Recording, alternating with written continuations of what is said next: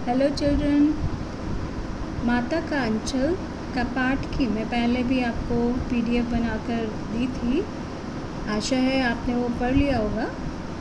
आज उसके विषय में हम पढ़ रहे हैं।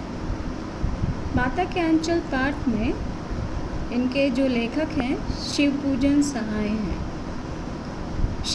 लेखक ने शैशव काल के शैशवीय क्रियाकलाप यानी जो बचपन में बच्चे खेलते कूदते हैं उन्हीं को यहाँ पर उन्हीं के ऊपर प्रकाश डाला है, जिसमें माता पिता के स्नेह तथा शिशु मंडली यानी जो उनके दोस्त होते हैं मिलजुल कर खेले जाने वाले खेलों को यहाँ पर उन्होंने दिखाया है।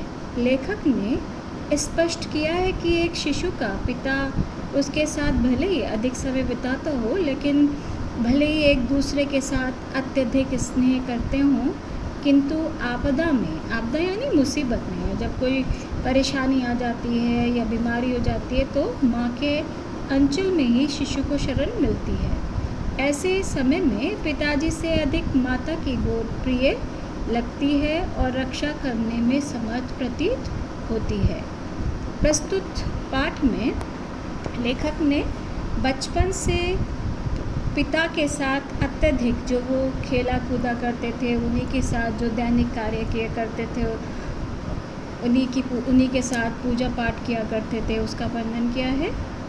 और जो राम नामा बही कहते हैं एक पुस्तक, यानी पहले देखा होगा आपने एक लाल कवर की एक रजिस्टर टाइप होता है जिसमें वो राम नाम लिखा करते थे और उन राम नाम को आटे में गोली बनाकर गंगा नदी में बहाने ले जाया करते थे। जब वो गंगा पर जाते थे तो अपने पिताजी के कंधे पर बैठ कर जाते थे और पिताजी उनको खेल खेल में अपनी मूछें गड़ा देते थे तो झुंझला जाते थे और बनावटी रोने लगते थे। तो वो जो लेखक थे वो खिलखिला पड़ते थे और उनको गोरस भात का भोजन खिलाना, यानी जो दही और चावल है उसको खाना उनका प्रिय था। और माँ जब पिताजी उनको खिलाते तो माँ हट करती थी कि मैं अपने बच्चे को मैं खिलाऊंगी तभी वो बड़ा होगा। कभी कभी माँ उनको सिर में ज़बरदस्ती तेल लगा दिया करती थी तो वो रोने लग जाते थे। फिर उनके पिताजी उनको बाहर उनके साथियों के साथ खेल खिलाने ले जाया करते थे और वे खुश हो जाते थे। तो पहले के समय में जो उनके खेल थे वो सिर्फ पत्थरों से जो भी उनको टुकड़े मिल जाते थे उनसे वो अपना खेल बना लेते थे। कभी वो बारात का दृश्य दिखा देते थे कि बारात आई है, सब लोग नीचे बैठ के खाना खा रहे हैं, चाहे कनस्तर होता था वो उसे बजाने लगते थे। और जो कच्चा आम होता है, कच्चे आम की जो गुठली होती है उसको घिस कर उससे भी वो बाजा निकालते हैं, यानी एक तरीके के शहनाई बजाते थे।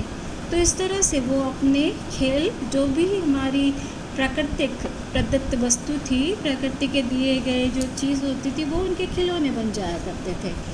और कभी कभी शैतानी भी करते थे वो, जैसे किसी की बारात जा रही है तो उनको चिढ़ाना, एक बच्चा जो भी बोलता था उसके पीछे से सारे बच्चे वैसे ही चिल्लाने लगते थे। तो वो एक जो अल्हड़पन दिखाया गया है पाठ में बच्चों का कि मस्ती करना, मजाक बनाना, वो सारी चीज़ यहाँ इस पाठ में उन्होंने अपने बचपन के काल के समय में दिखाई हैं।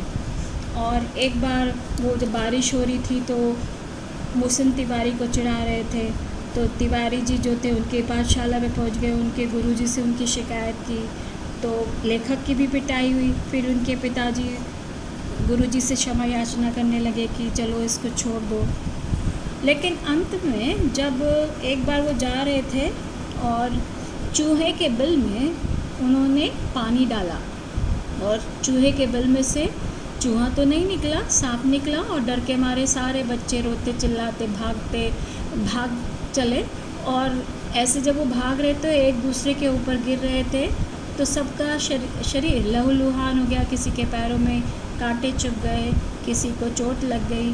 तो जब वो घर आए तो उनके पिताजी बैठक में बैठे थे, लेकिन वो अपने पिताजी के पास नहीं गए, अपनी माता के आंचल में अर्थात उनकी गोद में ही आकर उन्होंने शरण ली। यानी कहने का तात्पर्य ये है कि लेखक अपने पाठ के माध्यम से ये दिखाना चाह रहे थे कि मुसीबत के समय जो बच्चे होते हैं वो अपनी माँ की गोद में ही शरण लेते हैं।